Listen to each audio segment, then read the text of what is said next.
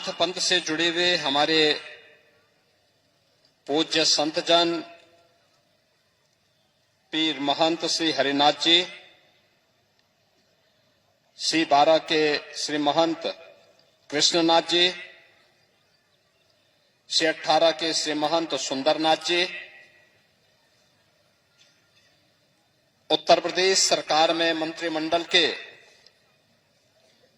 मेरे सहयोगी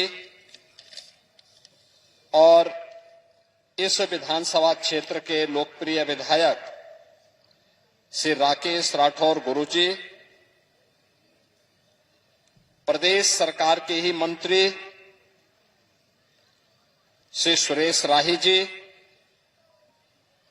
मान्य विधायक गण श्री ज्ञान तिवारी जी, श्री मनीष रावत जी, श्री रामकृष्ण भार्गव जी,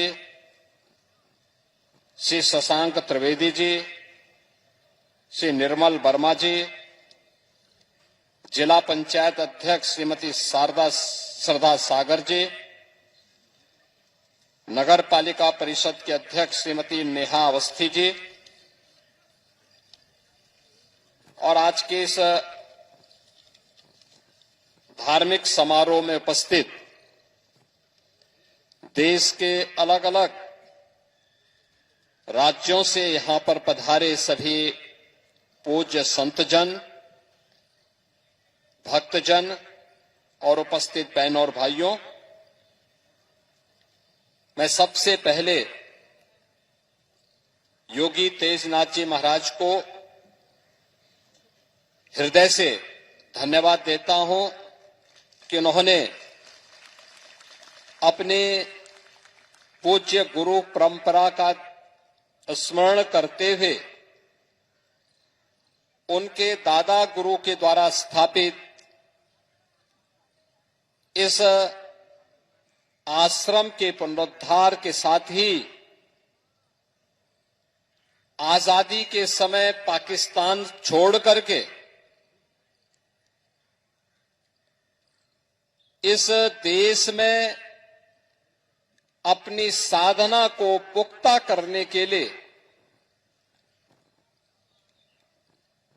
योगीराज गिरधारी नाथ जी महाराज ने इस सीतापुर जनपद में अपनी जो साधना की थी, उनकी साधना गुफा को एक भव्य स्वरूप देकर के आज उसके लोकार्पण कार्यक्रम के साथ हमें जोड़ने का उन्होंने अवसर दिया है। मैं इसके लिए उनका हृदय से अभिनंदन करते हुए उनको बधाई देता हूं और उनके सभी भक्तों को भी इस अवसर पर हृदय से मैं बधाई देता हूं। जैसा कि आपके सामने अभी महंत श्री बालकनाथ जी महाराज ने आपके सामने बताया कि श्री तेजनाथ जी महाराज के जो दादा गुरु थे योगीराज गिरधारी नाथ जी महाराज, वे वर्तमान में पाकिस्तान में स्थित हिंगलाज देवी के पावन धाम से कुरुक्षेत्र होते हुए सीतापुर की धरा पर आए थे और इसी स्थान पर उन्होंने अपनी साधना के लिए गुफा बनाई थी। वर्षों तक यहां साधना की और उनके उपरांत उनके शिष्य और योगीराज तेजनाथ जी महाराज के पूज्य गुरु योगीराज चरणनाथ जी महाराज ने फिर इस आश्रम को आगे बढ़ाया। यानी गुरु शिष्य की वो परंपरा जो स्वतंत्र भारत में भारत के अंदर आकर के अपनी परंपरा का, अपनी विरासत को अक्षुण्ण बनाए रखने के उस कार्य के साथ जुटी हुई है, यह एक अभिनंदनीय प्रयास है। बहन और भाइयों, हिंगलाज देवी का स्थल और गोरखधुना ये पश्चिमी भारत का, जो हमारा बृहत्तर भारत था, वहां का एक प्रमुख शक्तिपीठ था। जैसे पूर्वी भारत में असम में कामाख्या शक्तिपीठ का महत्व है, ऐसे ही पश्चिमी भारत में हिंगलाज देवी के धाम का महत्व था। आज भी जाते हैं लोग, बड़ी श्रद्धा के साथ जाते हैं, लेकिन दुर्भाग्य से पाकिस्तान में वो स्थान जाने के कारण शेष भारत के भक्तजनों को वहां जाने का सौभाग्य नहीं प्राप्त होता है। बहुत कम मात्रा में लोग जा पाते हैं। लेकिन हिंगलाज देवी एक शक्तिपीठ, और इन सभी शक्तिपीठों के जो प्रतिष्ठापक थे वह थे नाथ संप्रदाय के परमाचार्य महायोगी गुरु गोरखनाथ जी। उनका धोना भी वहां स्थित है, और उसी परंपरा से जुड़े हुए थे योगीराज गिरधारी नाथ जी महाराज, योगीराज चरणनाथ जी महाराज, जिनके इस समाधि मंदिर और उनके द्वारा स्थापित इस साधना गुफा के साथ आज हम सबको जुड़ने का अवसर प्राप्त हो रहा है। मुझे बहुत अच्छा लगा कि आप लोगों ने उत्तर प्रदेश में एक कार्यक्रम यहां पर सीतापुर में किया है। सीतापुर ऐसे ही योगीराज गिरधारी नाथ जी की साधना स्थली नहीं बन गई है। ये भारत के सनातन धर्म का एक पौराणिक स्थल है। भारत का वैदिक ज्ञान के संग्रह का, उसको एक स्वरूप देने का, उसे लिपिबद्ध करने का स्थल है, और उसी स्मृति को बनाए रखने के लिए हम लोगों ने नैमिषारण्य को भारत के उस पौराणिक तीर्थ को पुनर्स्थापित करने के एक बड़े कार्यक्रम को अपने हाथों में लिया है। आपने देखा होगा सरकार वर्तमान में नैमिषारण्य में अनेक कार्यक्रम आगे बढ़ा रही है। आप सोचो, जहां पे आज से 3500 वर्ष पहले हजारों की संख्या में, कहते हैं 88,000 ऋषियों ने 3 वर्ष से अधिक समय तक अनवरत एक जगह एकत्र होकर के, और वहां पर भारत के पूरे पुराण, जितना भी पुराण है, इन सभी पुराणों को लिपिबद्ध करने का काम किया था। उससे पहले श्रीमद् भागवत महापुराण की रचना हो चुकी थी, लेकिन उसके उपरांत जितने भी अन्य जितने भी पुराण बने हैं, इन सब की रचना का जो पवित्र स्थली है, वह पवित्र स्थली यही सीतापुर, वर्तमान का सीतापुर जनपद, और वही नैमिषारण्य है, जिस नैमिषारण्य में आज भी हम बड़ी श्रद्धा भाव के साथ जाते हैं।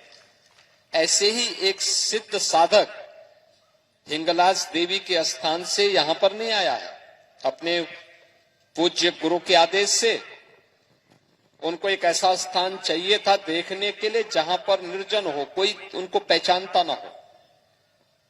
वे भटकते भटकते भटकते भटकते उसको गुरु प्रेरणा से, ईश्वर की कृपा से यह स्थान, यहां पर उनको यह स्थल प्राप्त हुआ, और उन्होंने यहीं पे गुफा बना करके फिर अपनी साधना को आगे बढ़ाया।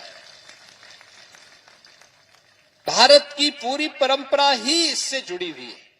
भारत सम और विषम परिस्थितियों में, अब देखिए ना, दुनिया के अंदर तमाम सभ्यता और संस्कृति बनी और समाप्त हो गई। दुनिया के अंदर तमाम सभ्यता संस्कृतियां समय के साथ समाप्त हो गई, लेकिन दुनिया के अंदर तमाम झंझावातों को झेलते हुए, तमाम तूफानों को झेलते हुए जो एक सभ्यता और संस्कृति आज भी पूरी गरिमा और गौरव के साथ खड़ी है और दुनिया को मैत्री, करुणा के साथ साथ वसुधैव कुटुंबकम का संदेश दे रही है, तो वह केवल हमारा सनातन धर्म की यह सनातन संस्कृति है। आप सोचो कितने प्रयास हुए थे इसको तोड़ने के लिए, कौन नहीं इसको, और दुनिया की पहले कौन ऐसी जाति, मत, मजहब या सेक्ट है जिसको उसकी विपत्ति के समय में सनातन धर्मावलंबियों ने शरण देकर के उसको पुष्पित पल्वित होने का अवसर न दिया हो। हर एक को अवसर दिया, हर एक को बढ़ने का अवसर दिया, शरण दी, लेकिन बदले में मिला क्या? जो भी विदेशी आक्रांता आ गया, शक आए, हूण आए, कुषाण आए, मुगल आए, अंग्रेज आए, जो आया धर्म और संस्कृति को भी नष्ट करता था, देश को भी लूटता था। दोनों काम करते रहे। याद करिए, जिसको भी अवसर मिला, अकेले दुनिया के अंदर सनातन धर्मावलंबी हैं, जिनके पास बल भी था, बुद्धि भी थी, वैभव भी था, लेकिन उन्होंने कभी भी इसका दुरुपयोग नहीं किया। इसका उपयोग मानवता के कल्याण के लिए किया।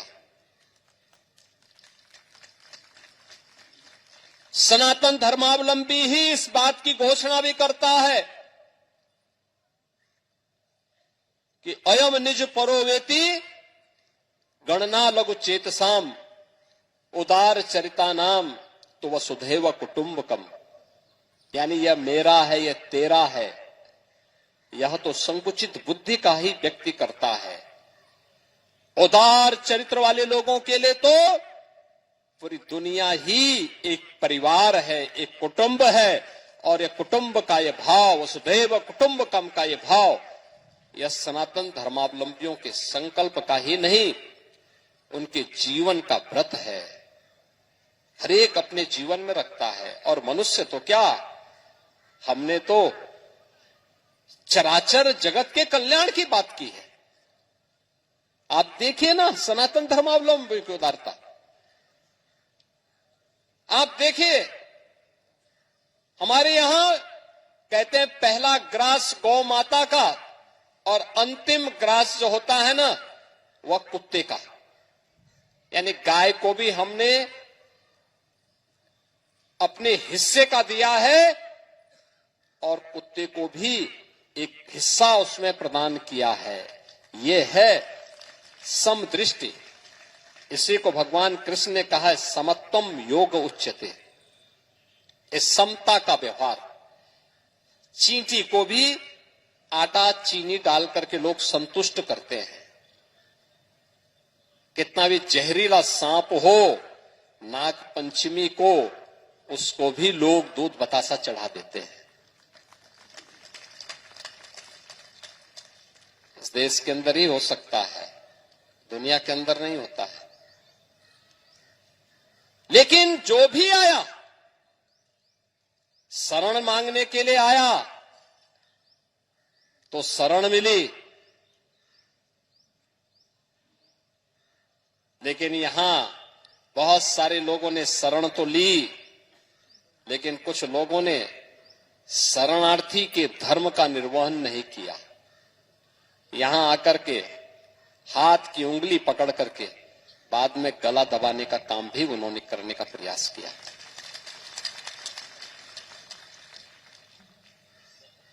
देश को लूटने में कोई कोर कसर नहीं छोड़ी। कहते हैं जब ये देश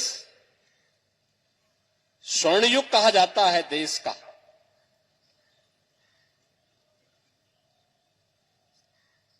चाणक्य और चंद्रगुप्त मौर्य की का जो शासन था, याद करिए वो देश का स्वर्ण युग है। चाणक्य जैसा जिस देश में सलाहकार हो, वह देश कभी विफल नहीं हो सकता। उनकी बुद्धिमत्ता, उनकी सूझबूझ, उनका अर्थतंत्र हर भारतीय को कृतज्ञता ज्ञापित करनी चाहिए।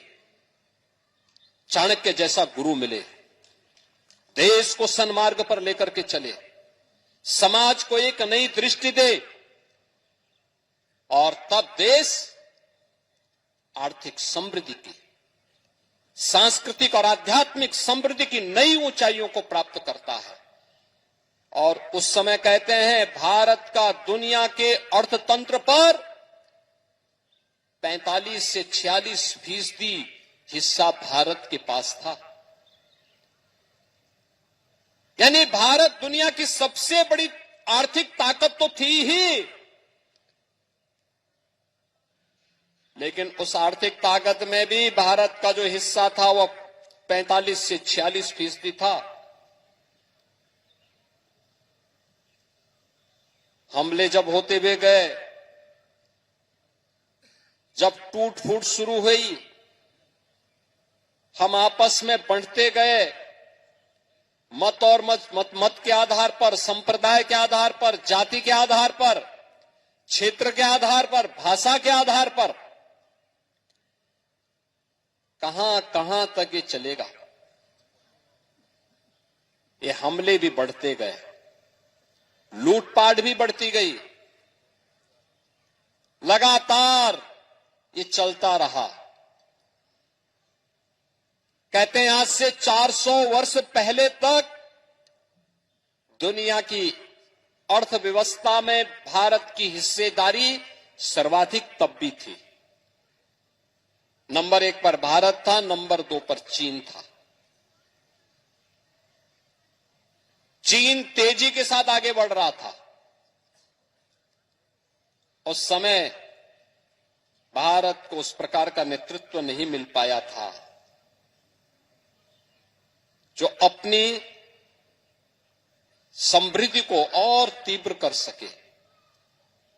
करता भी कैसे? जो देश अपनी सांस्कृतिक मूल्यों से, अपने आध्यात्मिक मूल्यों से च्युत हो जाता है, अपने महापुरुषों पर गौरव की अनुभूति नहीं करता,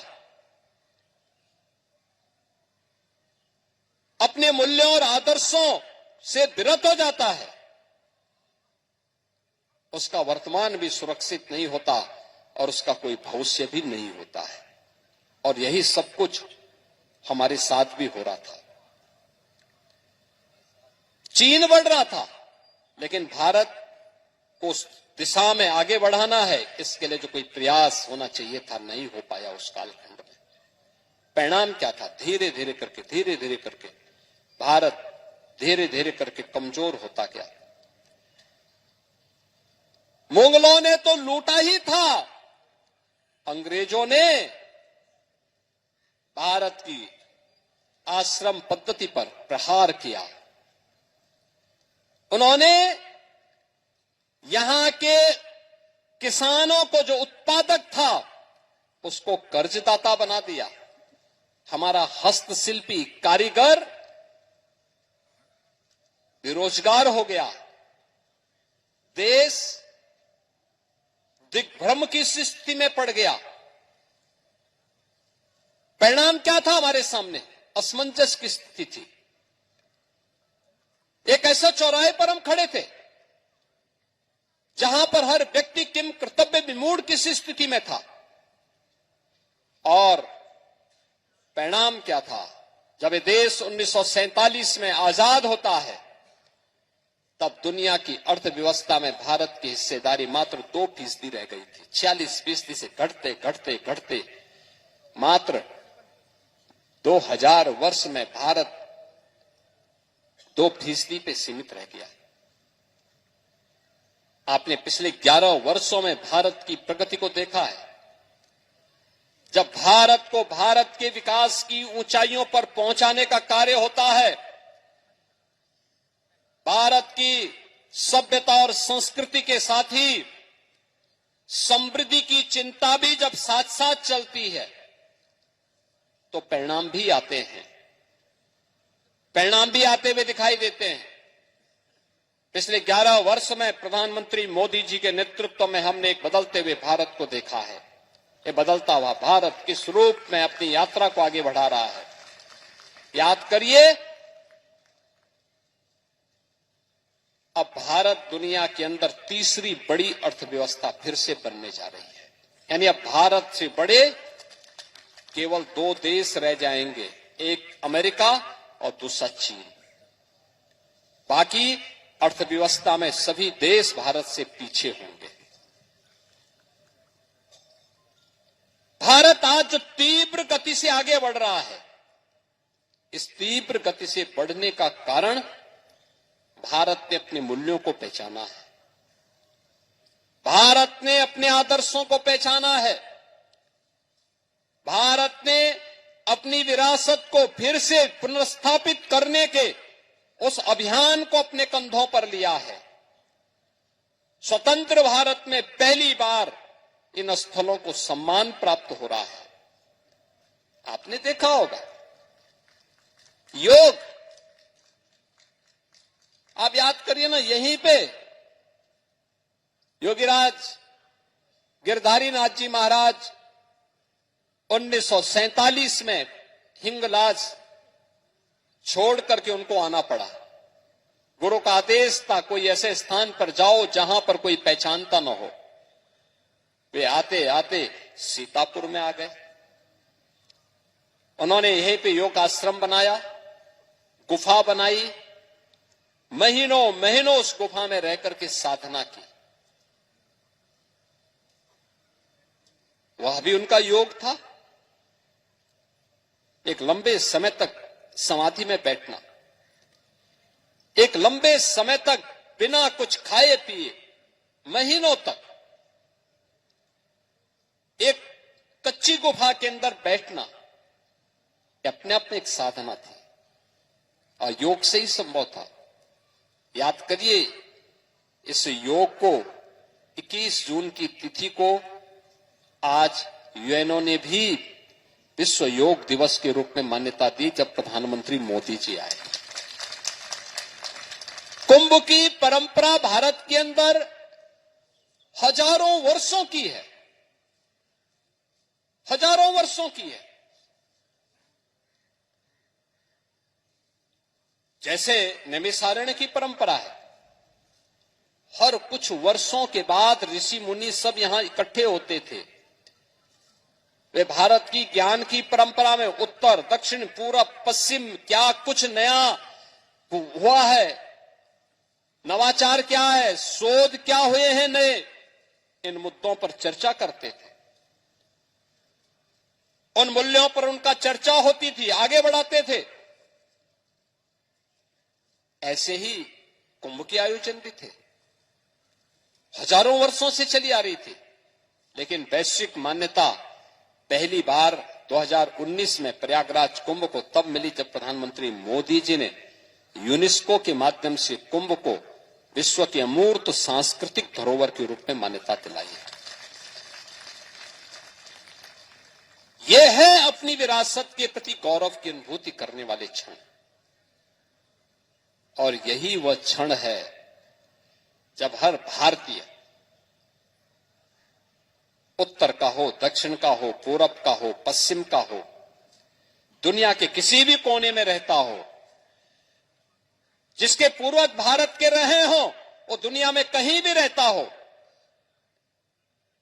जो कभी अयोध्या नहीं आया होगा, कभी आएगा भी नहीं, हो सकता ना आए, ऐसा सौभाग्य न मिल प्राप्त हो, चाहते हुए भी ना पक्का रहा हो, लेकिन जिस दिन अयोध्या में 22 जनवरी 2024 को प्रधानमंत्री मोदी जी के कर कमलों से भव्य राम मंदिर में प्रभु श्री राम लला की भव्य प्रतिमा की प्राण प्रतिष्ठा का कार्यक्रम चल रहा था, कौन ऐसा भारतीय रहा होगा जिसने उस क्षण में, जिसकी आंखें नम न हुई हो, उनकी आंखों में श्रद्धा के आंसू थे, गौरव के आंसू थे, वह अंतःकरण से प्रफुल्लित था। हर घर में दीप जल रहे थे और दीपावली का आनंद हर भारतवासी मना रहा था, क्योंकि हर भारतीय ने राम को आराध्य के रूप में 500 वर्षों के बाद पाया था। हर भारतीय प्रफुल्लित था। क्योंकि राम के साथ एक आत्मीयता का रिश्ता हर भारतीय ने जोड़ा है। यह आत्मीयता राजनीति की दीवारों से हट करके, मत और संप्रदाय की दीवारों को फांद करके उत्तर से दक्षिण तक, पूरब से पश्चिम तक पूरे भारत को जोड़ने वाली उन अवतारी महापुरुषों की इस गाथा को आत्मसात करने वाला क्षण था, जिसे हम राम के रूप में, कृष्ण के रूप में, शिव शंकर के रूप में मान करके, जिन्हें अपने जीवन का हम लोगों ने मंत्र मान लिया। हर भारतीय सोते जागते उठते बैठते, सुख में दुख में कोई एक नाम उनके साथ जाता है और राम का नाम जाता है, राम का नाम होता है। किसी भी पंथ का हो, किसी भी संप्रदाय का हो, उसके सामने कोई दुविधा नहीं, कोई दुविधा नहीं, क्योंकि जो भारत के गौरव का क्षण होगा वह हर भारत के पंथ और संप्रदाय के गौरव का भी क्षण होगा।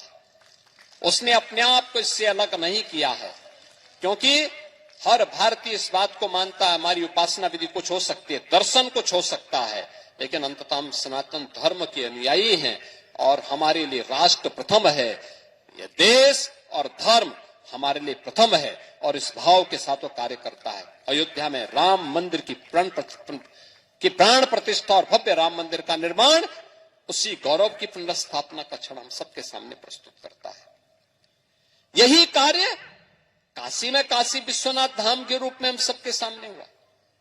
आप विंध्यवासिनी धाम में जाएंगे, पहले वहां 10 श्रद्धालु एक साथ दर्शन नहीं कर पाते थे, बहुत कंजेशन था, बहुत कम लोग जा पाते थे।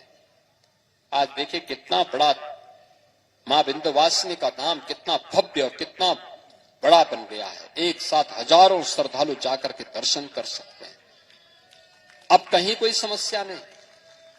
आप सोचो ना, आप सोचो, अयोध्या में राम मंदिर बन गया, काशी में काशी विश्वनाथ धाम बन गया, विंध्यवासिनी धाम भव्य स्वरूप ले लिया, मथुरा वृंदावन और ब्रजभूमि में हमारा कार्य चल रहा है, नियमित सारण्य में हम कार्य कर रहे हैं। लेकिन देश जैसे स्वतंत्र हुआ, योगीराज गिरधारी नाथ जी महाराज को हिंगलाज देवी के पावन धाम को छोड़ करके सीतापुर आना पड़ा। क्यों? बहनों और भाइयों, वही है, याद रखना, सनातन कमजोर होगा तो देश कमजोर होगा, देश कमजोर होगा तो सनातन के सामने अस्तित्व का संकट खड़ा होगा। जाति, क्षेत्र और भाषा उसके सामने कोई मायने नहीं रखेगी। और इसलिए इस बात को ध्यान में रखना, इस बात को ध्यान में रखना कि जो बांटने वाले लोग हैं ना, जाति के नाम पर, क्षेत्र के नाम पर, भाषा के नाम पर, इन लोगों से सावधान रहना। याद करिए ना, बांग्लादेश के मुद्दे पर ये सब मौन है।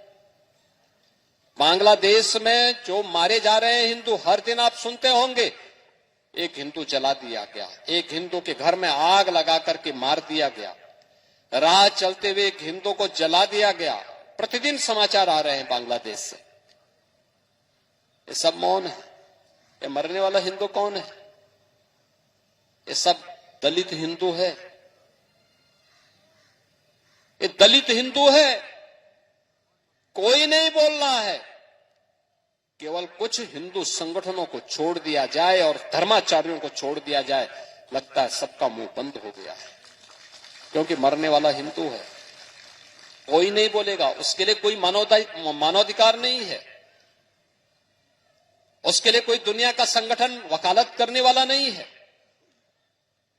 और मैं यही आपसे कहूंगा, इन नेताओं के बहकावे में आने की आवश्यकता नहीं, बढ़ने की आवश्यकता नहीं। ये जो जाति के नाम पर बांटना चाहते हैं ना, आपको तमाम प्रकार के वादों में बांटना चाहते हैं, इस बहकावे में भूल से भी मत आना, क्योंकि देश का दुश्मन आंखें लगाए बैठा है, आप बंट गए तो फिर कटने के रास्ते भी खोल जाएंगे। उसको कभी मत होने देना।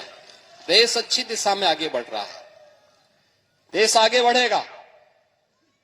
मोदी जी के नेतृत्व में भारत ने एक लंबी यात्रा तय कर ली है और भारत एक लंबी यात्रा के लिए अपने आप को तैयार कर रहा है, एक बड़ी यात्रा के लिए तैयार कर रहा है।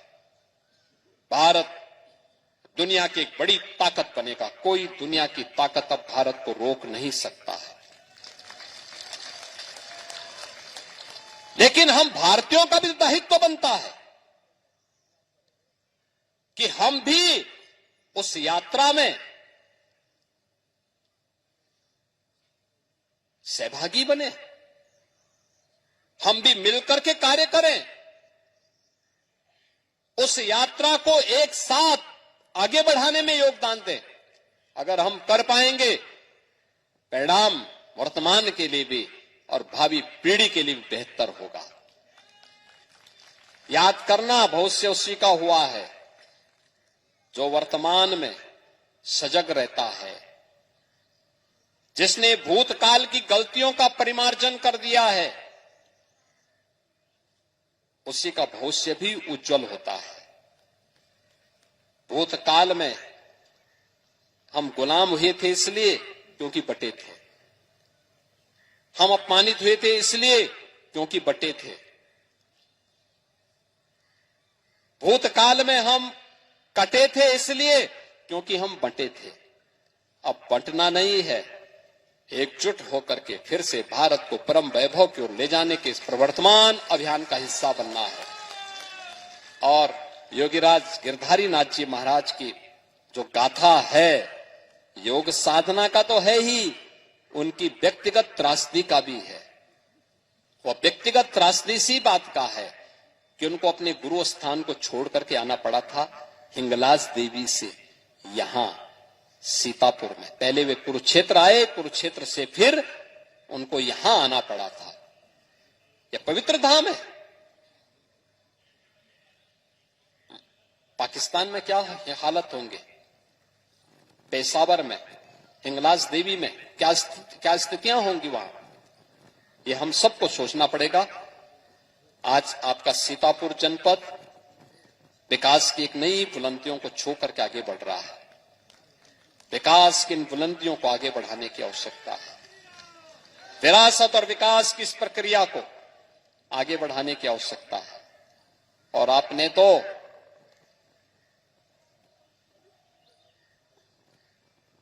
एक जन्मजात कारीगर को, जिन्होंने अपनी हस्तकला के माध्यम से स्वावलंबन का एक रास्ता दिखाया है, ऐसे राकेश राठौर गुरुजी को अपना विधायक चुना और प्रदेश सरकार में मंत्री बनकर के अब कार्य कर रहे हैं। यहां के हमारे जो विधायक गण हैं, मंत्री गण हैं, अन्य जनप्रतिनिधि गण हैं, वे विकास के लिए निरंतर प्रयास कर रहे हैं। विकास भी होगा, विरासत का संरक्षण भी होगा, नेमिष तीर्थ फिर से अपने पुनर्वैभव को स्थापित करेगा। इस विश्वास के साथ में योगीराज गिरधारी नाथ जी महाराज, योगीराज चरणनाथ जी महाराज के श्री चरणों में नमन करता हूं, उन्हें विनम्र श्रद्धांजलि अर्पित करता हूं। योगीराज तेजनाथ जी महाराज को उनके इस परंपरा के लिए हृदय से मैं उनका अभिनंदन करता हूं और विश्वास करता हूं कि अपनी गुरु परंपरा को वह अनवरत रूप से पूरे सात्विक भाव के साथ पाकिस्तान से जो श्रद्धालु विस्थापित हुए हैं उनको तो जोड़ेंगे ही जोड़ेंगे, स्थानीय भक्तों के साथ मिलकर के भी इस स्थान का और इस क्षेत्र के विकास में वे अपना योगदान देंगे। इस विश्वास के साथ मेरी मंगलमय शुभकामनाएं उनके प्रति, इस आश्रम के प्रति सदैव रहेगी। आप सबके प्रति मेरी मंगलमय शुभकामनाएं हैं। आप सब मेरे साथ बोलेंगे, नमः पार्वती पतिये हर हर महादेव। अगर आप ये वीडियो YouTube पर देख रहे हैं तो हमारे चैनल को सब्सक्राइब कर बेल आइकन दबाएं और Facebook पर देख रहे हैं तो हमारे पेज को लाइक करें।